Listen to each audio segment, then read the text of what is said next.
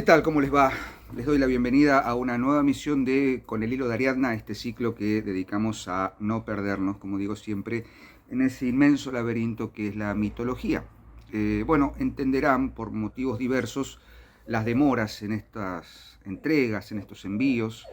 Hemos estado bastante abocados a muchas tareas, múltiples tareas, y bueno, se ha complicado un poco seguir el hilo, ¿no? Literalmente, metafórica y literalmente, porque bueno, lo ha explicado Sebastián más de una vez, funcionamos en una dinámica de dúo y a veces la soledad cuesta un poco más, sumado a que bueno, el canal de todos modos no está inactivo, tenemos varios contenidos circulando. Bueno, el día de mañana sale un nuevo capítulo de Somos Historia a cargo del querido amigo Javier Pérez. Así que hoy retomamos un poquito el hilo y vamos a continuar efectivamente con aquello que empezáramos hace unos cuantos episodios de Con el hilo, que es hablar de la figura del héroe, la figura heroica.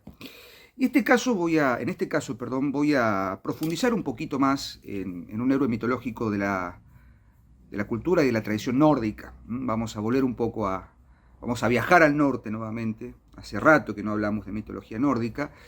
Y específicamente voy a hablar del arquetipo del héroe nórdico. En otro programa, tal vez de la última página, hablaremos del Beowulf, pero eso tiene otro aspecto. Hoy voy a hablar del héroe por antonomasia de la mitología nórdica, el héroe mortal o semimortal, digamos, el que podría configurarse como arquetipo heroico propio de la mitología nórdica, de la mitología de la literatura de origen nórdico, que es Sigfrido o Sigurd, Sigfrido, dependiendo de la traducción o de la tradición que elijan seguir. Sigurd o Sigfrido es un héroe en el que claramente se manifiestan fuertemente distintas dualidades. O sea, es un héroe dual. Empezaremos por esa definición o por esa aproximación. Es el gran héroe que mata al dragón Fafnir, o Fafnir, depende del texto que elijan seguir, que bañado en su sangre se convierte en un ser inmortal y qué sé yo qué. Pero bueno, acá tenemos una primera dualidad, y que son las fuentes que siguen o de las cuales se extraen el mito o las hazañas en torno de Sigfrido o de Segafred o de Sigurd. Sigfrido, digámosle Sigfrido o Siegfried, para ser más nórdicos, más alemanes.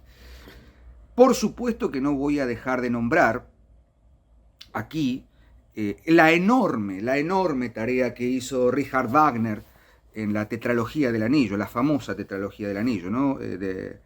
Der Ring des Nibelungen, ¿no? El anillo de los Nibelungos, que es ese drama, es ópera diremos, ¿no? Pero es un drama musical, compuesto por 4 grandes obras, ¿no? El Oro del Ring, la Valquiria, luego Sigfrido, por supuesto, y el Götterdämmerung, ¿no? El ocaso de los dioses. Die Valkyrie, el Oro del Ring, Die Valkyrie, Siegfried y el Götterdämmerung, ¿no? El ocaso de los dioses. Estamos hablando de 1876, o sea, fines del siglo XIX. Richard Wagner lo que hace allí es tomar, por supuesto, la gran tradición de la mitología nórdica y de la literatura alemana, no olvidaremos eso, y poner en escena justamente su interpretación de los elementos que componen el mito de Sigfrido. De todo lo que gira en torno del anillo de los Nibelungos, el anillo del Nibelungo. Pero por supuesto, para llegar a Wagner tenemos que hacer la primera observación. Si nosotros tuviésemos que estudiar estrictamente el origen del mito de Sigfrido en torno de los anillos y tal, tenemos 2 fuentes fundamentales, 2 fuentes centrales, 2 fuentes, una desde mi punto de vista un poco más fiel a la tradición mítica y otra un poco más fiel ya a una tradición más bien literaria y no tanto mítica. La primera, por supuesto, es la fuente propiamente nórdica, vikinga, que es la Volsunga Saga, la saga de los Volsungos, famosamente registrada en la Edda Poética, en la Edda Poética. Y por supuesto, la segunda fuente importante que se basa o se basaría bastante libremente en la Volsunga Saga, que es el Nibelungenlied, ¿no? el cantar de los Nibelungos, el famoso poema épico alemán de la Edad Media. Sobre eso tendríamos que hacer un programa especial de la última página. Va a salir prontamente un programa dedicado al Cid campeador, y allí hacemos alguna observación en torno de la diferencia entre los cantares de gesta más bien alemanes, franceses, ingleses y los españoles. Una de las grandes diferencias es que, por ejemplo, en el cantar de los Nibelungos, en el Nibelungenlied, hay un componente fantástico que no está en los cantares de gesta españoles, por ejemplo, en el Cid no está. Entonces hay un elemento mítico fantástico en el cantar de los Nibelungos, que por supuesto es retomado de la Volsunga Saga, la saga de los Volsungos. Ahí es donde está el elemento fabuloso, mítico, fabuloso, mítico, fantástico. Yo voy a permitirme hacer algunas observaciones sostenido en el capítulo que dedicáramos al tema en Cuando los dioses habitaban la tierra, así que quienes no lo han leído, por supuesto, pueden conseguirlo pueden conseguirlo en Sofía Casa Editorial, en los distintos formatos, pueden consultar allí, y estamos tratando de llegar a distintos puntos de América y del mundo. Estrictamente en el capítulo dedicado a los dioses, tanto griegos, nórdicos como mayas, hemos dedicado en nuestro libro un apartado estrictamente completo a Sigfrido. Si me permiten, voy a leer algunos fragmentos para que sea un poco más llevadera la exposición y no contar de memoria algo que ya está escrito. Entonces, si ya está escrito, ¿por qué no tomar lo que ya hemos escrito? De todos modos, lo que decimos aquí, se corresponde con las fuentes, específicamente con la saga de los Volsungos, con la Volsunga Saga. Sigfrido es un héroe muy particular, les decía, es un héroe poblado de dualidades. En principio las dos fuentes, ¿no? Las dos fuentes de sus hazañas. Pero luego van a ver que es el arquetipo del guerrero. Bueno, aquí hacemos una larga introducción, una introducción bastante certera a lo que acabo de decirles, cuáles son las fuentes del mito de Sigfrido. Pero hablaremos de Sigurd o de Sigfrido, que tiene un origen en la época antigua. Odín tuvo muchos hijos, y entre ellos los gemelos Signy y Sigmund, quienes eran los más nobles. Durante un banquete que se celebró por la boda de Signy, Odín se hizo presente, clavó una espada en el tronco de un roble que estaba en el centro del salón y dijo: quien logre arrancar esta espada la recibirá como regalo y tendrá mi protección cuando lo necesite. Muchos de los presentes intentaron arrancarla, pero solo Sigmund fue capaz de hacerlo. Así se convirtió en un rey muy poderoso, y no pasó tiempo hasta que tuvo que enfrentarse a una guerra.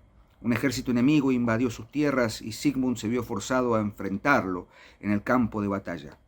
Pero ocurrió que por fuerza del destino su espada se quebró y Sigmund recibió una herida mortal. Antes de morir le dijo a su esposa, quien estaba por tener un hijo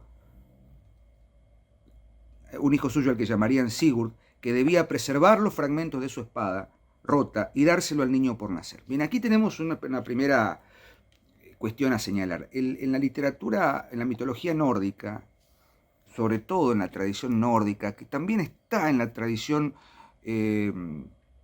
normanda, en el ciclo artúrico, el elemento prodigioso, el prodigio. También está en la literatura celta, los elementos que son prodigios. Tolkien, de alguna manera, va a retomar estos elementos. El anillo es un elemento prodigioso, la espada rota, que luego será reforjada y convertida en la espada del héroe Sigurd. Pero vamos viendo que hay una relación entre la acción del héroe, lo que al héroe le sucede, y los elementos que porta. Sigurd, o Sigfrido, nació y fue criado como un hijo adoptivo por el rey de Dinamarca. Nuestro héroe vivió como un príncipe y fue entrenado por el tutor Regin. Tras cierto día recibió dos desafíos por parte de Regin. Primero debía encontrar un caballo y domarlo, luego debía enfrentarse al dragón Fafnir y matarlo. Guiado por Odín, logró hallar un caballo gris, muy fuerte y brioso, al que llamó Grami, ¿no? Otro elemento que representaría la valentía del héroe, el caballo, un caballo muy brioso, el caballo Grami. Y luego la hazaña, ¿no? Está, o sea, todo el arquetipo del héroe, siguiendo a Campbell, por supuesto, al monomito, hay un llamado a una aventura fuera del lugar doméstico, fuera del hogar, y tiene que enfrentarse a un peligro casi mortal. Armado con la espada Gram, ¿no?, que manda a reforjar, ¿no?, y junto con el caballo Grami, se dirigió a enfrentarse a Fafnir.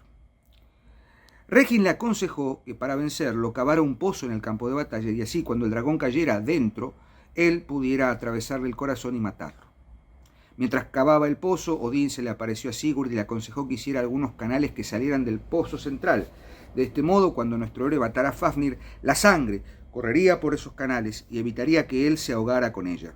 Sigurd aguardó pacientemente la llegada del dragón y cuando éste finalmente se hizo presente y cayó dentro del pozo, le atravesó el corazón con la espada Gram. El dragón Fafnir había matado al padre de Regin y fue por esto que él le pidió a Sigurd que lo matara, y como último acto de venganza también le pidió que asara el corazón del dragón para comérselo. Mientras Sigurd cocinaba el corazón de Fafnir, parte del jugo y la sangre que brotaba de él le quemaron un dedo. Su reacción inmediata fue llevarse el dedo a la boca para calmar el ardor y el dolor. Y cuando lo hizo se dio cuenta de que era capaz de escuchar y entender el idioma de las aves. Así pudo entender que Regin lo había engañado y que su objetivo era apoderarse de la sabiduría absoluta al comerse el corazón de Fafnir. Fíjense cómo en la versión del Nibelungenlied, del Cantar de los Nibelungos, la sangre baña a Sigfrido y lo convierte en inmortal, otra vez un elemento prodigioso, salvo por una una parte de la espalda, que justo en ese momento es tapada por una hoja de tilo. Entonces la sangre lo baña y queda un punto débil, como el talón de Aquiles cuando es bañado en la estigia, ¿no?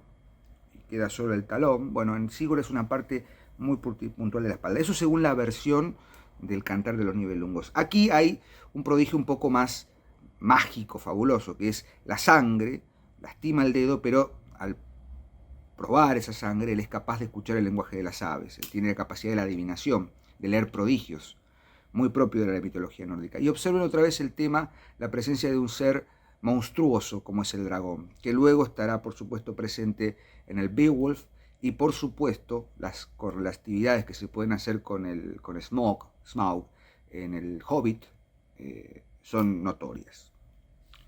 Bueno, básicamente la primera gran batalla, la primera gran hazaña de Sigurd, es matar al dragón y apoderarse de un prodigio, recuperar el prodigio de la espada de su padre y tener un arte mágico.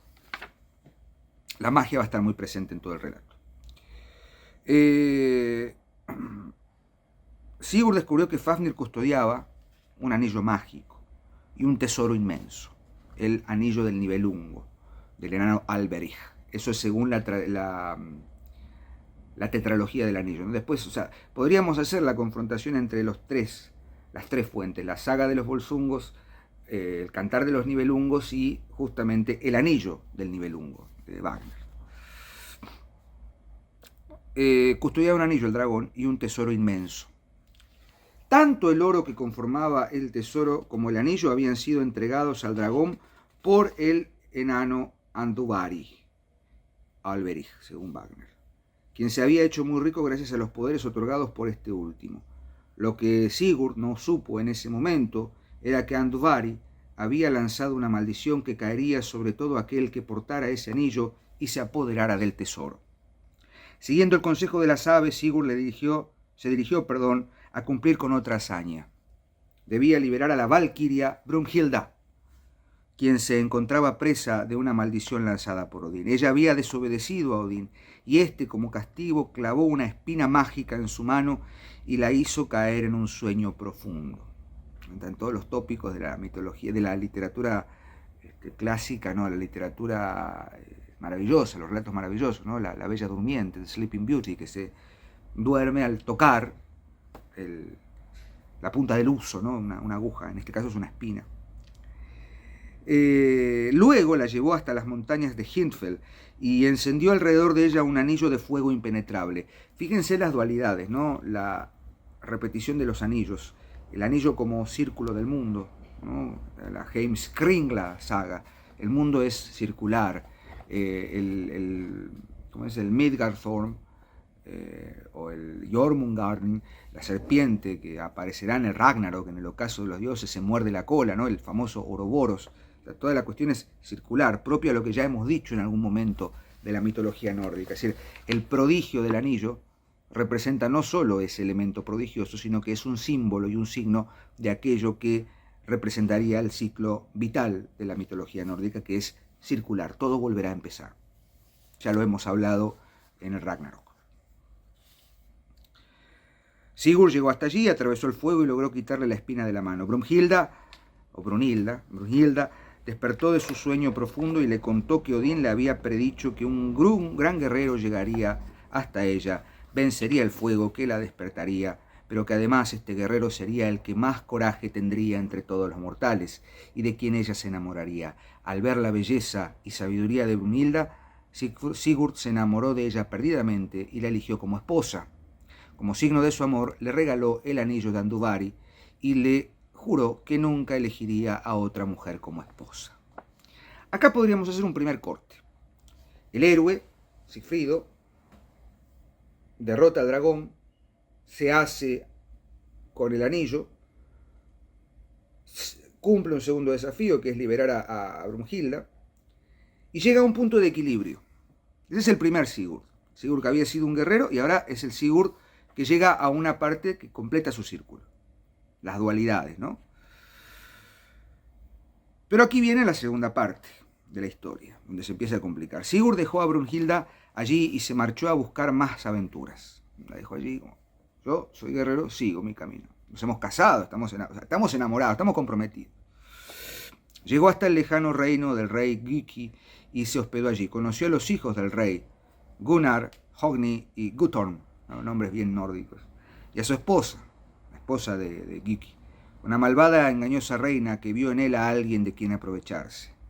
Cuando ella se percató de que Sigurd era dueño de un gran carisma, gloria y valentía, se encaprichó con él y quiso que una de sus hijas, la princesa Gudrun, que para la tradición alemana, para el cantar de los Nibelungos es Kriemhilda, Brunhilda y Kriemhilda, la princesa Gudrun, se casara con él. Pero nuestro héroe era fiel a la promesa hecha a Brunhilda, y cada vez que Gudrun o Kriemhilda buscaba enamorarlo, él hablaba de su esposa. Entonces la reina, haciendo gala de sus dotes para la brujería, otra vez elemento mágico, decidió embrujarlo. Preparó una pócima mágica, la colocó en el vino que tomaría Sigurd y éste, al beber el licor adulterado, cayó en el hechizo. Se olvidó por completo de la promesa y de Brunhilda. Bajo los efectos de esta pócima, fue convencido de tomar como esposa a Gudrun y ambos se casaron, ¿no? El olvido. Recuerden, hace unos minutos, que leíamos que el anillo del Nibelungo, o el anillo de Andúvari, el anillo mágico, trae una maldición, como el anillo único, creado por Tolkien en El Señor de los Anillos. Mientras tanto, otro de los hijos del rey Giki, Gunnar, se enteró de que en Hindfell existía una hermosa valquiria. Gunnar puede ser Hagen también, o Gunther en la saga de los Volsungos, o Hagen en el cantar de los Nibelungos. Aquí lo nombran como Gunnar. Existía una hermosa valquiria que esperaba ser rescatada por un guerrero valiente. Entonces le pidió a Sigurd, que lo ayudara a conseguir esto, ya que él no tenía coraje suficiente y sabía que era incapaz de cruzar el famoso anillo de fuego que rodeaba a la doncella. Gunnar también era hábil con la magia y le enseñó a Sigurd a cambiarle forma y aspecto. El plan del príncipe era muy simple. Sigurd se transformaría por arte de magia y tomaría la forma de Gunnar. Fíjense la complejidad, lo intrincado que es esto. Gunnar le va a pedir que, lo va a hacer a Sigfrido disfrazarse del Gunnar. O sea, Sigfrido es doble y Gunnar también. O sea, hay dos Sigfridos, hay dos Gunnar. El Sigfrido que ama a Brunhilda, el Sigfrido que olvida a Brunhilda. El Gunnar cobarde o el Gunnar artero y el Gunnar Siegfried convertido en Gunnar. No sé si me siguen, ¿no? Todo está marcado por estas dualidades. Un anillo, la espada rota, la espada reformada. Un anillo real, un anillo de fuego. Un Sigfrido, otro, un Gunnar, otro. Bueno, adelanto rápidamente, obviamente, el falso Gunnar, perdón, el Sigfrido disfrazado de Gunnar, es mucho más valiente, vuelve a rescatar a Brunhilda, y como ella estaba muy enojada, porque había sido abandonada por su primer amor, acepta casarse con ella. Brunhilda fue llevada al castillo para celebrar la boda majestuosa. Cuando acabó la celebración, el hechizo sobre Sigurd llegó a su fin, y no pudo recordar absolutamente todo lo ocurrido, pero como era un hombre de honor, decidió callar y evitar así el dolor que podría causarle a su amada Brunhilda. Pero lo que no pudo evitar fue la maldición que pesaba sobre el anillo de Andúbari. Y esta maldición se desató de modo inevitable bajo la forma de la envidia. Cierto día, mientras Brunhilda y Gudrun tomaban un baño en un río cercano, la primera dijo que ella era superior a la segunda, ya que su esposo, Gunnar, era mucho más valiente. Recuerden que Brunhilda y Gudrun es Grimhilda. Brunhilda, la esposa nueva de Gunnar, y Grimhilda, una de las, su hermana, una de las, sí, cuñada, digamos, de ella. La primera dijo que ella era superior a la segunda, y ya que su esposo Gunnar era mucho más valiente por haber cruzado el anillo de fuego en las montañas de Hindfell, y que nadie podía hacerle frente. Esto provocó la reacción y la ira de Gudrun, Grimhilda, quien le respondió que había sido Sigurd el responsable. Esto se convierte en una telenovela, más o menos, de esta proeza, no Gunnar, con lo cual el único valiente era alguien más. Cuando Brunhilda se enteró de la verdad, cayó presa de una enorme decepción y tristeza, por supuesto. Con ambos, diría yo, ¿no? Porque entendió que Gunnar había enviado a Sigfrido para seducirla con engaños. Sigurd entonces se pone a confortar a su amada. Pero todo era inútil. La pena de Brunhilda era tan grande, demasiado grande, y pronto se convirtió en odio. Al ver que nada podía hacer, él se marchó a su castillo y ella permaneció en silencio, tramando su venganza. Decidió acabar con la vida de su amado para no sufrir. Una forma bastante particular, ¿no?, de acabar con el sufrimiento. Luego acumuló el veneno de varias serpientes, la mezcló con carne de un lobo y puso el preparado en un recipiente. Luego se lo dio a beber al hermano menor de su esposo. Perdió la razón al probar la pócima y preso de la locura, se presentó en las habitaciones de Sigurd mientras dormía. Sigilosamente se acercó hasta él, sacó una espada y se la clavó a traición en la espalda. El héroe se despertó adolorido por el ataque y logró desenvainar la espada Gram, y de un solo golpe rebanó en dos a su atacante. Sin embargo, fue demasiado tarde. La herida que había recibido era profunda y enseguida halló la muerte. Gudrun, Grimhilda, se despertó también y al ver la escena se desplomó y comenzó a sollozar con gritos tan fuertes que causaron que también el caballo Grani llorara la muerte de su amo. Cuando Brunhilda vio lo que había causado su accionar, se arrepintió profundamente, al punto de que, al no poder soportar la culpa, se quitó ella misma la vida, no sin antes pedir que él, al quemar el cuerpo de su amado, la quemaran también a ella en el mismo fuego. En el Cantar de los Nibelungos hay una variante, pero sobre todo en Wagner hay una variante. Quien se inmola en el fuego es Brunhilda, o Grimhilda, no recuerdo, pero hay una inmolación en el fuego, creo que es Brunhilda. Justamente es una inmolación de amor. Las dos aman al mismo hombre, pero es el hombre. Aman a dos Sigurd, aunque es el mismo. Aman la dualidad del héroe. El gran héroe Sigurd fue revestido con su armadura de oro y fue puesto sobre una gran pira de madera en su nave. Junto a él colocaron el cuerpo de su primera amada, la desdichada Brunhilda. Empujaron la nave al agua y, cuando había alcanzado una distancia considerable, arrojaron fuego sobre ella y los cuerpos comenzaron a arder en su último viaje hacia la eternidad. Así fue como se cumplió la maldición que pesaba sobre el anillo y el tesoro de Andúbari. Bueno, perdón por la lectura un poco extensa. varias cosas sobre esto, ¿no? Quiero detenerme específicamente en lo prodigioso del objeto que gira en torno de la desdicha de Sigfrido, que es el anillo. Yo creo que este mito, el mito de Sigfrido, nos permite visualizar la correlación o la concordancia, la concordancia que hay entre una cosmovisión y su mitología. La cosmovisión de los nórdicos, vuelvo a decirlo, una cosmovisión muy asociada a lo trágico, no, a la guerra, a la disputa, a la conquista, a cierto etos guerrero. El vikingo era un guerrero con una ética, un etos muy marcado.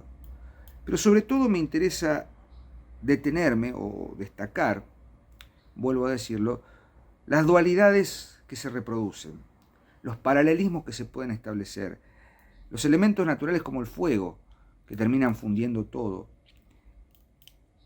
Y lo interesante que es que cuando pensamos o fabulamos que tal o cual obra habla de algo magnífico, genial, es porque seguramente algo hay en esa obra que esté tocando la fibra propia de nuestra condición humana.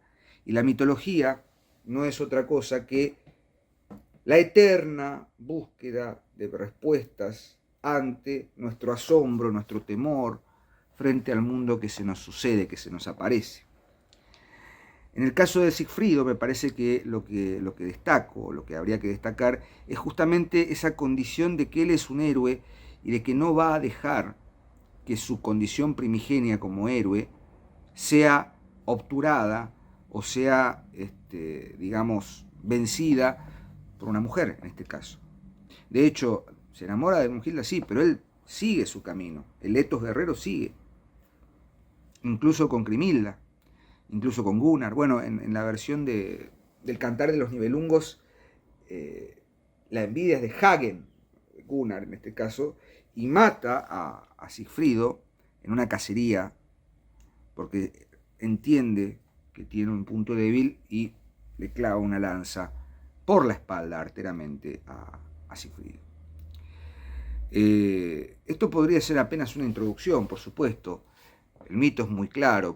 Desafío a quienes están viendo este video a que hagan algún trabajo de confrontación, como una tarea que les doy, si quieren lo pueden subir, lo pueden compartir, las variantes que hay entre la Volsunga saga, la saga de los Volsungos con B corta, pero se pronuncia Volsunga, el Cantar de los Nibelungos, este poema épico alemán, y por supuesto las cuatro partes de